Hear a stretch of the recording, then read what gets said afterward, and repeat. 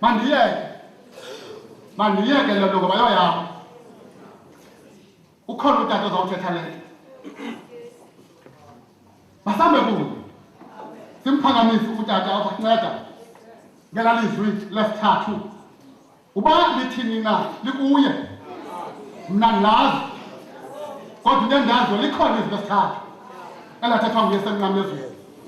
Masimphakamise sisithi ndikhokhele yona.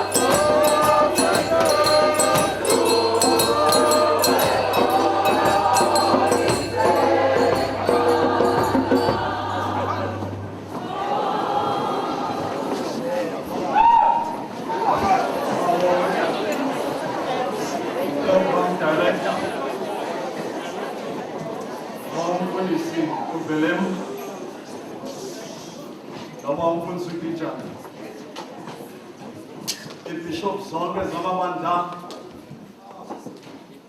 omongameli abefundisi nabadikoni nabavangeli kunye namakhosikazi abo irhamene yonke elapha umphulaphuli weRadio Zibonele silapho ukhoyo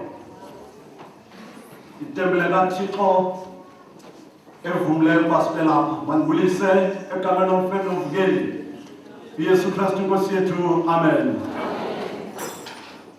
Ilizwi lethu sizalufumana kwincwadi kaJohane isahluko 19 ivesi ngama-26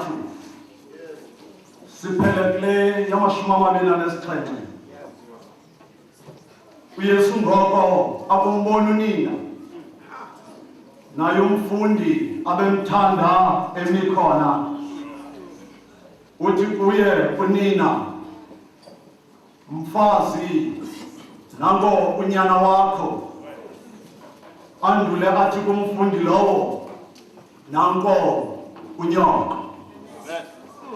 Lizwi lenkosi eli, inkosi mayilisikelele.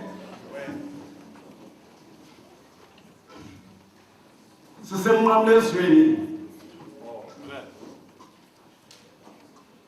abafundi bakaYesu abaninzi abasekho, kwaye futhi nabantu ebebesondele kuYesu nebebencedwe nguYesu abekho ezantsi komnqamlezo. Bambi babaleke bakuzivingcela okanye baya kuzivalela ngesixhosa esivakalayo, kuba bengazi okokuba xa kugqitywe nguYesu ithini next step. Kodwa sifumana umfundi othembekileyo, sifumana umfundi obamba isibhambathiso, nonina kaYesu nabahlobo bakhe besezantsi komnqamlezo. Ihlobo ababethandatheke ngalo nehlobo ababebuhlungu ngalo xa bebona uYesu ebanedanduluka, yenza okokuba ndimbone uMariya elila angamothula unyana wakhe, okanye angamthathela indawo unyana wakhe. Ifile indawo yenayo uMariya nezihlobo zakhe ifana nomama athi xa kuleqa umntwana wakhe ngabahlali ebalekele endlini emenyango athi dlulana phaa kum xa nifuna umntwana wakhe. Kuba ngabalwa izinto azenzileyo kusukuma inimba kunozala, aqonde okokuba kunokuba kutyakatya umntana emjongile, akubhetele makamthi wam ngengubo yakhe. Kodwa uMariya ngale mini wayebanendanda elapha zantsi komnqamlezo engenanto anawuyenza, kuba lixesha elilokokuba kuzeliseka amathinga. Wabanelile uMariya ezantsi komnqamlezo, kanti uYesu wanemkhangela okanye uYesu wanemjonga, abanezibona iinyama ziza kuphuma kwazo. Kanti kuzalisekisa amazwi ayethethwe nguSimoni ngemini angenayo uMariya noYosefu etempileni, esakumbamba uSimoni uYesu wathi yamdulula nangoku umkhonzo wakho enoxolo nini into zonke ngokuba libonile usindiso lwakho. Kodwa wathetha amazwi ejonge kuMariya wathi newakho umphefumlo lisezokulwa likrele. Walila uMariya ezantsi komnqamlezo, zalile izihlobo zikaMariya zizamunika i-moral support kuMariya kutani mzasekhaya. Kodwa kuphuma amazwi entuthuzelo uYesu Kristu esakumjonga unina, athi ngelinye ilanga esakumjonga esiza kuye uMariya elila, athi yabona mna noyihlo sidiniwe besikhangela wena uYesu. Wathi beningazi nekokuba ufanele okokuba ndiphathe imicimbi kababa. Botani mphulaphuli wesiko labantu. Wasondela uMaria. Ndisamuveza into yokuba ezathethela amazwi nje isukela phi le nto. Usondela uMaria umsilo wasekana asondela athi kuyenyana abanawayini abanombuzi Yesu yemfazi intoni nam nawe awuyazi nokuba aliyafika ilixha. Uthoko wesithathu esabehleli namadoda amakhulu isuka apha intlungu kaMaria evuka kuMaria ubanjiwe unyana wakhe kwaye futhi sekuthethwa izinto ngaye besithi abanye wamsindalo ezingalunganga. Wema uMaria ehamba nabantwana babo bakaYesu nodade wabo bamcela kuba babeyazi into enomehlela, kodwa esabe befikile wema uYesu wathi uyabona aba banam ngabo abantakwethu, aba banam ngabo odade wethu, aba banam ngabo omama babo.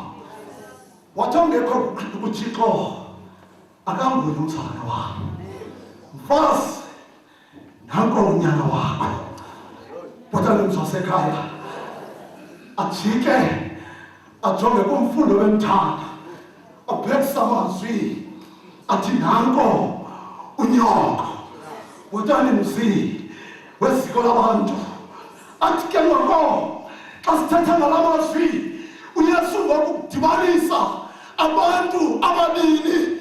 Botani mzasekhaya athi lizwi likamfundi kakwelasekwalendela kaPawulos athi ukubani kuKhristu usisidalwa esitsha. Simbona ngeli xesha uJohane engabuzi izinto okanye engabuzi isilandu. Uba ibindim bendizabuza ukuba xa usithi wandithathela umfazi ndizamondla ngantoni. Haleluya. Okanye benza ukhangela okokuba zinto nabakhe wandenza zona isono. What the Bible says uJohane wajika wambamba Maria wahamba naye. Botani mzasekhaya, he never complained. Akazange akhalaze athi imphethi lenza yenzani le. Botani mzasekhaya okokuba uYesu wayebhekisa mhlawumbi apha kum ndandizakubuza ukuba ngumfazi omnakeke ngantoni nalo. Haleluya. Kodwa umfazi nangunyana. Botani mzasekhaya athi xa enikezela abantwana athi bavumelani abantwana beze kum nindawaleli. Mfazi nanko unyana wakho. Botani mzasekhaya mna ezalapha emhlabeni ndizigqibile. Now masithethe nomama. We've got omama actors in midwives. Hallelujah. Sine nomama bakhona kakhulu. Hallelujah. Bafundisi bami omama abanesihlalo ecaweni. Hallelujah. Mfazi nanko unyana. Botani mzasekhaya athi umntwana esabenza into abanesithi umama nothoba umntana. Botani mzasekhaya kodwa Maria akazange atsho athi umntanam akenzanga nto. Kodwa Maria wabonenga uthi nyuka mntanam ubheke emazulwini wangumkhapha ngenyembezi. Umama bebhatyi esinabo okanye umama abathembekileyo, they could have said, this is not my son. Hallelujah. Yasola unyana apha next door ulale ngatyanga ukhona umama webhatyi. Fast nanko unyana nakumakhelwane wakho ewethu owakho unyana omnikwa nguYesu eMgolgotha ziibhedrini ze-community yakho. Akazange athi uJohane ngunyana kabani. Akazange athi uJohane ajonge iprofile yakhe. Akazange athi uJohane akazumphathela nto apha endlini kuba omama esinabo bakhangela kokuba uzawusephethe ntoni. Emntanam ungatshata nabatshani nelaqaba. Botani mzasekhaya omama bakhoyo bajonge imaterial. Omama bakhoyo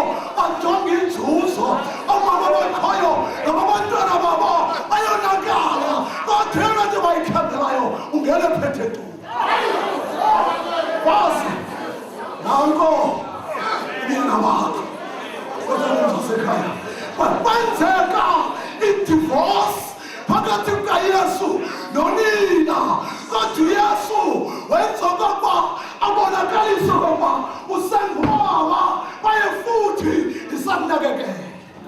Hallelujah. Khala mama, khala dade, khala mzalwane uJobephi emnqamlezweni. Unguva imiculo elithi khangela phezulu. Nakuye selizelila ithubuye kaloku lisekho ithuba. Kodwa nimzosekhaya mphulaphuli wesiko labantu. Kodwa yona nto ndifuna ukuyidlulisa xa sizakwehla emnqamlezweni namhlanje eyona nto ibalulekileyo ingabanyana unayana umama. Abantu balokha isidlo sabo njengobavale nabefriji njengobavale nabesitofu ngenxa bonyana abakhoya bafana noJohane. Kodwa nimzosekhaya khawujike ufane noJohane ungajongi inzuzo usabona umama wakho. Hallelujah. You know when abantu naxa zakuphushisa imoto okanye naxa zakuphathisa izinto ndizawufumana ntoni? Kodwa nimzosekhaya yona nto ibalulekileyo namhlanje apha kuwe nanku nyoko nyana mfazi nanku nyana eyona nto ibalulekileyo apha kwandiswa uthando. Hallelujah. The reinstatement of love. Kodwa nimphulaphuli. The reinstatement of love. Kodwa nimzosekhaya yona nto ibalulekileyo. Umama ubonakalisa okokuba ewe nowam umntana nokokuba ngotshona kodwa lwam uthando lu-endless. Kodwa nimzosekhaya olwam uthando for unyana wam alipheli. Kodwa nimzokodwa uJohane esakunikwa unina wamthatha wamsusa emnqamlezweni. Khawukhathalela abanye abantu asawuphuma namhlanje. Khawukhathalela abanye abantu. Khathi xa uphuma apha ukhangela umama wakho ngokokuba namhlanje unikwe ntoni umama. He's the Johane of Khayelitsha. Iba nguJohane waseDelft. Iba nguJohane waseNyanga. Iba nguJohane wakwalanga mphulaphuli wesiko labantu. Ukhangele uMaria noba mnye mhlawumbi apha next door kunzima mhlawumbi apha uhlala khona ayalila abantu kodwa namhlanje lapha uzophuma ungaphethanga. Phuma uphethe into. You reinstate love and peace apho uhlala khona. Nto mama yamkela unyana. Nyana yamkela umama wakho. Uthixo noxolo abe nawe. Masundulele ukuba ufundise Bushman. Enkosi tata. Phulaphuli sithethu kule nkonzo yesikhumbuzo sama-asixhenxe ku-99.2 FM lapho ukhoyo izibonelele zibushilo. Masambe kunye yomphulaphuli masithume siye phaya kanye kwilizwi lesine. Kodwa mfazi nam unyana nyana nam unyoko undikhoyo ndamthanda uthi nam umama wakho ndamthanda undikhoyo. Kodwa ndirhalela unika le nto yiyeke lokucinga uba umntwana lo wakho wedwa. Ndikhula kusithiwa inimba mayibe. Kodwa namhlanje sibona abantu